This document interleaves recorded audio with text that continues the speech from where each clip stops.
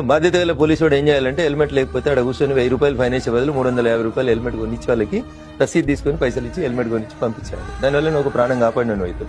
కాబట్టి బాధ్యత అంటే హక్కులతో పాటు బాధ్యతలను గుర్తు తెచ్చుకోవాలి. నాకు జీతం వస్తలు ఎవడైతేంది, పోలీసు వాడైతేంది, వకీలు అయితేంది, జడ్జి అయితేంది, రిపోర్టర్ అయితేంది, ఎవడైతేంది, నువ్వు ముందు ఈ దేశ పౌరునివి. నీకు బాధ్యతలు అనే మాట నీ నోట్లకెళ్ళి వస్తే హక్కులు బాధ్యతలు రెండు సైమల్టేనియస్ గా ఒక బొమ్మకు నాణ్యానికి బొమ్మ బొరిసెట్లుంటే అటువంటి అనేది గుర్తించాలి. ఎంతసేపు నాకు హక్కులు ఉన్నాయని లొల్లి పెట్టే వాళ్ళకి బాధ్యతలు లేవా? ఆ బాధ్యతలు నేను గుర్తు చేస్తా ఉన్నా.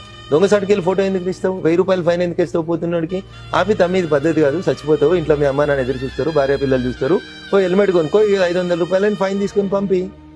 లైసెన్స్ లేదు ఆపు, ఆర్టీఓకి ఫోన్ చేయి, ఈ బండిని ఆర్టీఓ ఆఫీస్ పంపి, ఓ హోమ్ గార్డ్ వెనకాల కూర్చోబెట్టి పంపించేసి లైసెన్స్ ఇప్పి. There ends the duty. ఆ లైసెన్స్ లేనోడు తీసుకుపోయి ఇంకెవరినో గుద్ది సంపి వాళ్ళు చచ్చిపోయి కోర్టుకు పోయి ఆ కుటుంబం రోడ్డున పడే బదులు వారికి లైసెన్స్ ఉన్న తర్వాత యాక్సిడెంట్ అయితే అట్లీస్ట్ ఆ చనిపోయిన కుటుంబానికి ఇన్సూరెన్స్ వస్తుంది కదా. ఇగో ఇది బాధ్యత.